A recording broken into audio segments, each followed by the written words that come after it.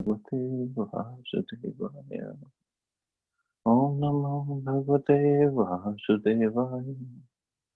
नारायणं नमस्कृत्य नरं च नरोत्तमं देवीं सरस्वतीं व्यासं ततो जयमुदीरये। नष्टप्रायेषु भद्रेषु नित्यं भागवत सेवया भगवती उत्तमं श्लोके भक्तिर्भवति नैष्ठिकी। So continuing with the discussion on Srimad Bhagavatam, Canto 3, Chapter 5, Chapter 5 entitled Vidura Talks with Maitreya, text number 4 onwards. Tat sadhu varyadish vartama shamnaha samradhito bhagwan yena punsam ridhistito yachati bhakti pute jnanam sattatvadi gamam puranam. Therefore, O great sage, please give me instruction on the transcendental devotion service of the Lord, so that he who is situated in the heart of everyone can be pleased to impart from within knowledge of the absolute truth in terms of the ancient Vedic principles delivered only to those who are purified by the process of devotional service.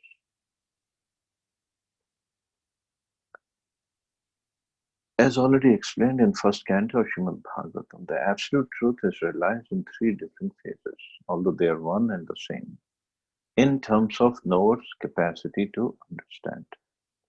The most capable transcendentalist is a pure devotee of the Lord,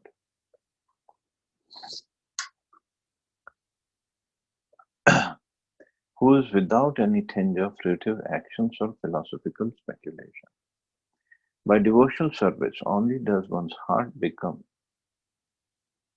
completely purified from all material coverings like karma, jnana, and yoga.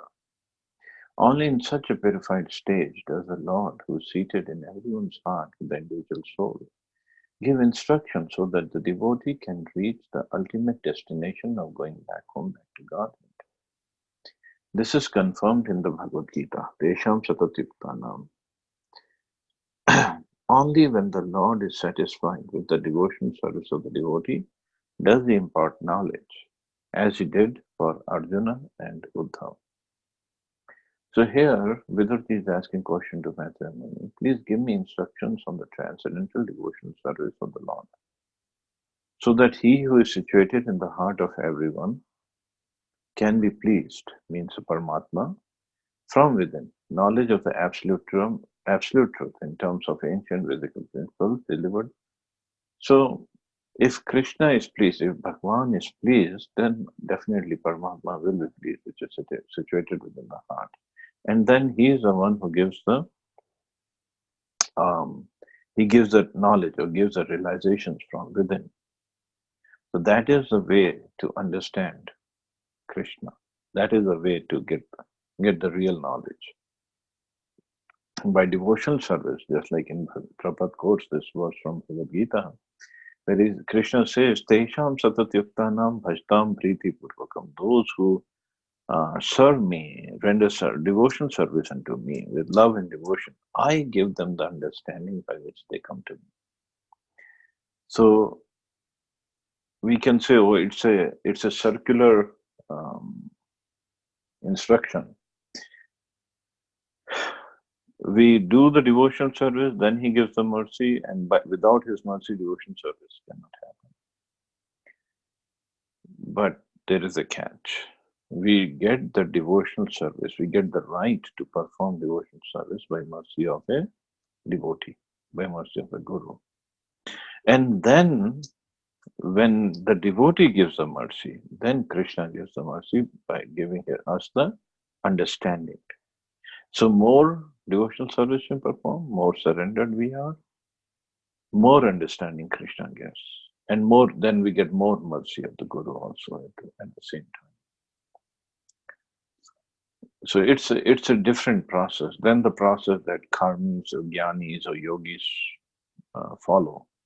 They follow like they have to make advancement on basis of their capabilities. Devotees make advancement on the basis of mercy of Guru and Krishna. Huge difference. The Jnanis, Yogis, and Karmis cannot expect this direct cooperation of the Lord. They are not able to satisfy the Lord by transcendental loving service, nor do they believe in such service to the Lord.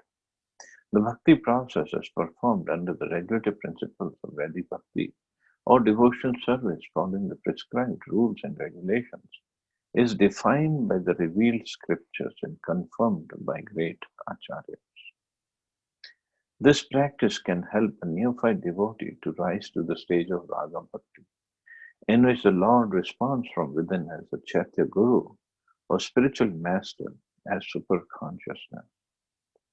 All transcendentalists other than devotees make no distinction between individual soul and the super soul because they miscalculate the superconsciousness and the individual consciousness to be one and the same. So in case of devotees, we understand, or just like in the shloka also, Vidura is asking, saying that there is Lord and his expansion as Paramatma is sitting in our heart, who gives us the inspiration or guides us on the path of bhakti. And once we are on the path of bhakti, he gives us the guidance proper, um, more clearly, and and gives us the realizations. He's a Chaitya Guru sitting within the heart. But other transcendentalists, Prabhupada saying, they make no distinction between individual soul and the super soul, because they think the super consciousness and the individual consciousness are one and the same. Such miscalculation by the non-devotees makes them unfit to receive any direction from within, and therefore they are bereft of the direct cooperation of the Lord. After many, many births, when such a non-dualist comes to the sense that the Lord is worshipable and that the devotee is simultaneously one with and different from the Lord, then only can he surrender unto the Lord Vasudeva. So after many, many births, in Gita, Krishna says, Bahunam Janmanam Ante Gyanvan Mam Prapadyate. Pure devotional service begins from that point when he surrenders. When a living entity surrenders. The process of understanding the absolute truth adopted by the misguided non-dualist. Non-dualist means one who thinks soul and supersoul are same. Is very difficult, whereas the devotee's way of understanding the absolute truth comes directly from the Lord, who is pleased by devotional service. On behalf of many neophyte devotees, Vidura, at the very first instance, inquired from Maitreya about the path of devotion service by which the Lord, who is seated within the heart, can be pleased. And when the Lord, who is sitting within the heart, is pleased, then there is no problem in making progress. Text 5. Karoti karmani kritavataro yanyatma tantro bhagwan sriyadhisha yatha sasajagra idam niriha sansthape vrittim jagato vidatte. O great sage, kindly narrate how the Supreme Personality of Godhead, who is independent, desireless Lord of the three worlds and the controller of all energies, accepts incarnations and creates a cosmic manifestation with perfectly arranged regulative principles for its maintenance.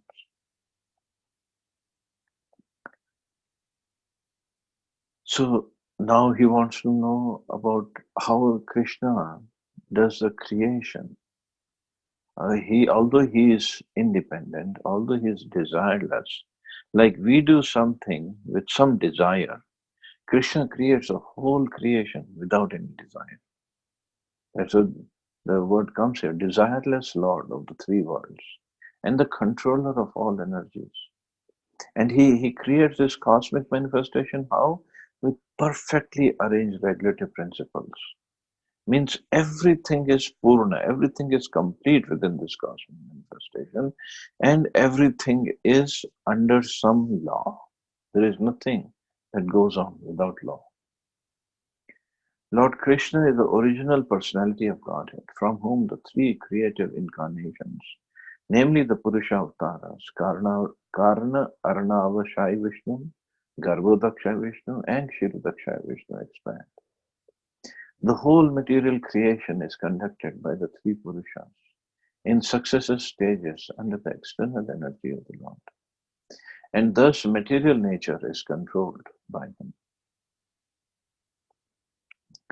Thinking material nature to be independent is like seeking milk from the nipple-like bags on the neck of a goat. So whole material creation is conducted by the three Purushas in successive stages under the external energy of the Lord, and thus the material nature is controlled by him. Even in Bhagavad Gita, Krishna says, Devi Hesha Gunamai Maya If it's my energy and it works under my control. This whole external energy, of course, external, internal, everything is under the control. But nothing is without the control of Krishna. Of course, we all have our desires. Desires make us do things, but the desires, we only independence that we have, the little minute independence that we have is of our desires. After our desires, the desires are sanctioned by Paramatma sitting within our heart. And when he sanctions, the material modes of nature take over. And if we have a desire to commit, suppose, a crime, then the mode of ignorance becomes more prominent and he makes us do that crime. So even in our action, we are not independent. What to speak of the actions of the whole material nature? Activity in the on the earth by planet Earth, and they on the earth there are trillions and trillions of living entities. Everybody is controlled. How the wind moves, how the water moves, how the sunshine comes, how the moon shines, every single thing is controlled. That's how perfect his arrangement is. The Lord is independent and desireless. He does not create the material world for his own satisfaction. As we create our household affairs to fulfill our material desires, actually the material world is created for the illusory enjoyment of the conditioned soul who have been against the transcendental service of the Lord since times immemorial. So this material world, Prabhupada saying, it's created for what? For the illusory enjoyment of the conditioned souls. It's all Maya, it's all illusion. We think we are enjoying here, or we can enjoy here, or we were enjoying here. That's how complicated Maya has made the whole thing. It looks like people are enjoying. Indian team wins cricket match. Everybody's happy, and we think those, at least the players who are playing, they're enjoying. But we don't know the internal story of everybody there. Kashmir becomes part of India or Kashmir becomes part of Pakistan. I don't know who's going to enjoy. Actually, nobody's going to enjoy either way. It just gives some satisfaction. And moreover, whether Kashmir becomes a part of India, or Kashmir remains independent, or becomes a part of China, or becomes a part of Pakistan, does it solve our basic problems of birth, death, old age, and disease? No.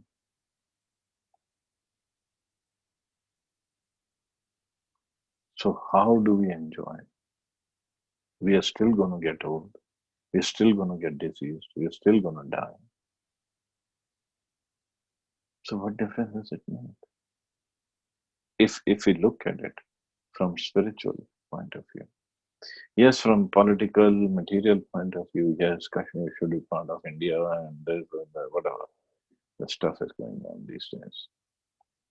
But from spiritual aspect, it doesn't matter. That's why Bhakti Siddhanta Saraswati Thakur, when Prabhupada met him first time in Calcutta, Bhaktisiddhanta Maharaj told Prabhupada to go to the Western world to give the message of Chaitanya Mahaprabhu in English language. Prabhupada said, we are slaves. We are bound under British government. Let us get freedom first. Otherwise, who's going to listen to our message?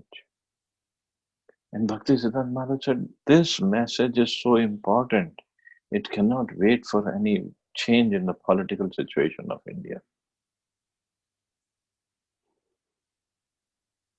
Because, of course, with the change in political system, political situation, we can say, oh, now Indians have more independence and we can practice our religion properly, or we don't have that much problem to going to the temple or practicing or preaching or this and that. To a certain extent, yes, but with independence came what? More and more issues of corruption and more issues of blindly following the Western world, Western countries, or so-called Western civilization. So more and more people are going away from following the Sanatana Dharma. We can always argue that even under British Empire, there are not many people who are following it anyway. Yes, arguments won't go back and forth, but the main point is this message is important, so important. It cannot wait for the change in the political situation of any country, lest India.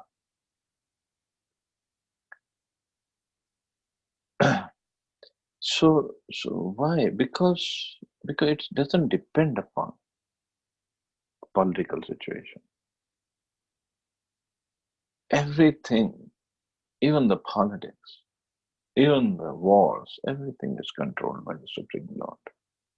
All we have to do is become sincere, surrendered devotees of Krishna. That's all. And this illusory enjoyment that we are after in this material world, we should understand this is illusory, this is temporary, and this is very little, very minuscule enjoyment that we can get.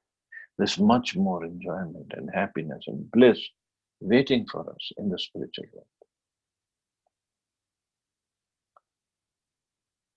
Material universes are full in themselves. There is no scarcity for maintenance in the material world. Because of the poor fund of knowledge, the materialists are disturbed when there is an apparent increase of population on the earth. Whenever there is a living being on the earth, however, his subsistence is immediately arranged by the Lord. So every living being, not only human beings, every living being, he is being provided by the Lord. His means of subsistence is immediately arranged by the Lord. Of course, in the to the quota that his karma governs. The other species of living entities who far outnumber human society are never disturbed for maintenance. They're never seen dying of starvation. It's only human society that is disturbed about the food situation and to cover up the real fact of administrative mismanagement. Take shelter in the plea that the population is excessively increasing. Some people say, well, of course, India is number 2 most populous country of the world. And we can say, yes, India has too much of population. But it's never overpopulated, according to Prabhupada, because nothing happens without the control of Krishna. Even the number of people living in India, or born in India, or dying in India, everything is controlled by the Supreme Lord. So there is no question of overpopulation. We think it's over, so there's problem. It's never over. And Prabhupada at one place also said, Mother Earth has plenty. She can feed even 10 times of the current population. 10 times more population than the current population. But the problem is, we are not devotees. Problem is, we are not surrendered to the Supreme Lord. And she is a servant. She's under complete control of Krishna. So if we become devotees, if the whole world become devotees, even not even the whole world, I mean, even few percentage all over the world, Krishna will supply for their maintenance. And he'll be happily telling Mother Earth, go supply because my devotees are living on you. In fact, I mean, sorry for going a little away from the topic. It was said that only in Kali Yuga we have to cultivate the land. Otherwise, in other yugas, people didn't have to cultivate the land either. Earth would give all the necessities required on our own. No tractors, no harvesting, and no fertilizers, and no big markets for selling the. Of course, big markets would always be there for selling the grains, but none of the things required for cultivation of land. It's only human society that is disturbed about the food situation and recover of the real fact of administrative management. Take shelter in the plea that the population is excessively increasing. If there is any scarcity in the world, it's the scarcity of God consciousness. Otherwise, by the grace of the Lord, there is no scarcity of anything. See, Prabhupada is writing. Only thing that is lacking is God consciousness. यतः पुनः स्वेक्षण इदं निवेश्य शेते गुहायां सुनिवृत्तवृत्तिः योगेश्वराधीश्वर एतत् अनुप्रविष्टो बहुधा यथा Sita.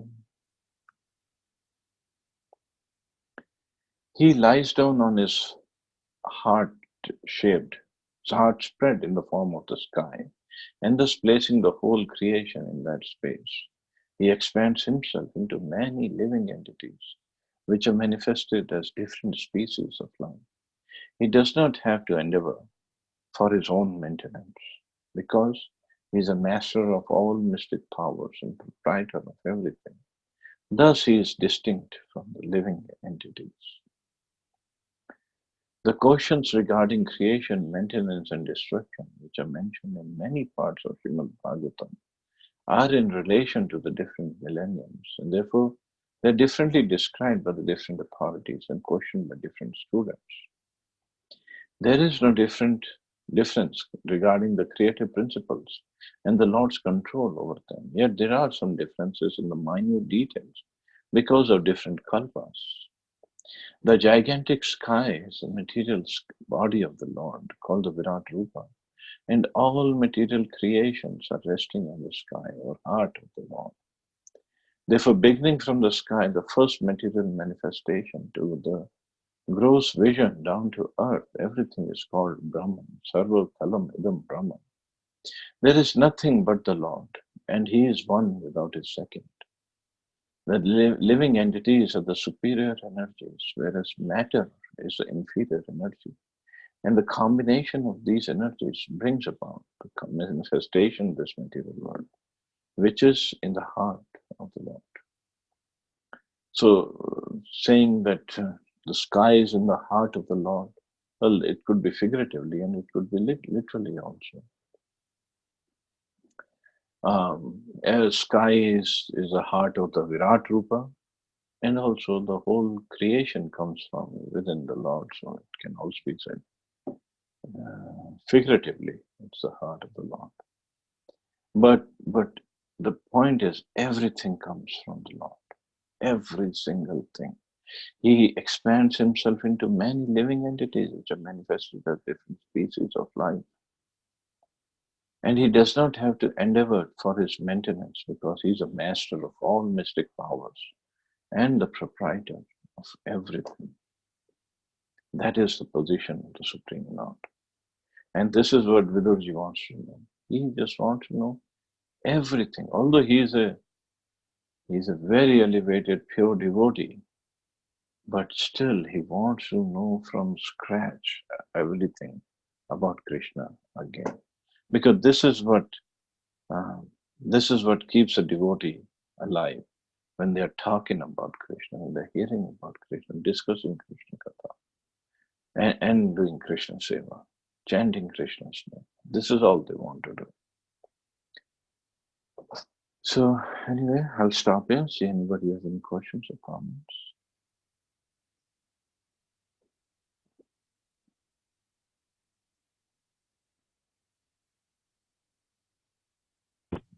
Hare Krishna, Prabhuji. Hare Krishna. So, Prabhuji, number of souls on earth is constant or it's decreasing because few souls are going to back to Godhead? Or The unlimited number of souls, even in the room that you are in the unlimited number of souls there. So just few souls going back to Godhead doesn't make any difference. so Prabhuji, regarding human population, is it possible that the souls in other species are taking birth in human population, human race? Yes, yes. It is said that after monkey, cow, and lion or tiger, the next life is human. So Darwin wasn't completely wrong. He was wrong, but he wasn't completely wrong when he said human beings came from monkeys.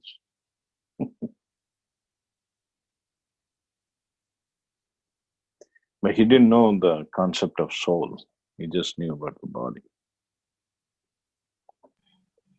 So Prabhuji, it means then population is increasing or not increasing? I'm a little confused. Population of human beings? Yes, Prabhuji. Well, if we look at the population, how they calculate or count, it is increasing, but the mentality is decreasing, obviously. Consciousness is going down. But you asked for the number of souls. Number of souls is infinite, so there is, I mean, how can we say infinite plus infinite is infinite? Infinite minus infinite is infinite.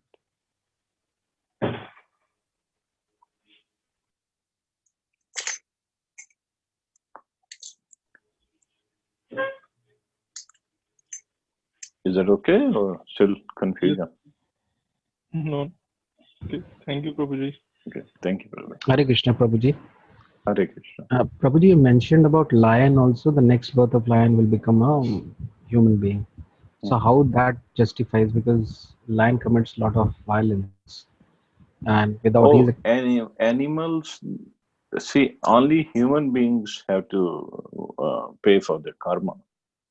They get the reaction. Animals or insects or birds, they don't get the reaction because they are always working under nature. Nature is controlling all their activities. okay. So they don't have to suffer for their karmas.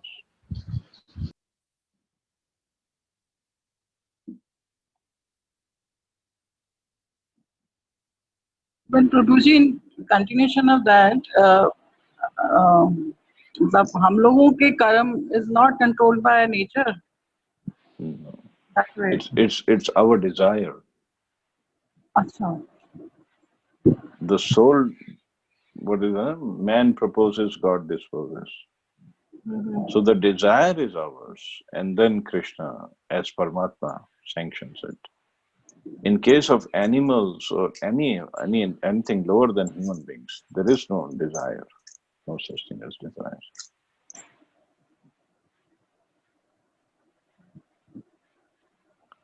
So this is special thing that Krishna has provided for us.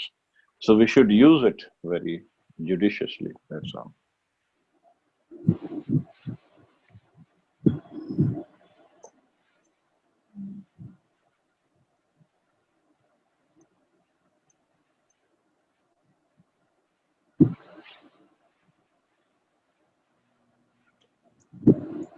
Okay, so we can stop here. You all have Thank a you very wonderful day. Hare Krishna. Jai Shri Prabhupada. Hare Krishna. Jai Shri Krishna. Hare Krishna.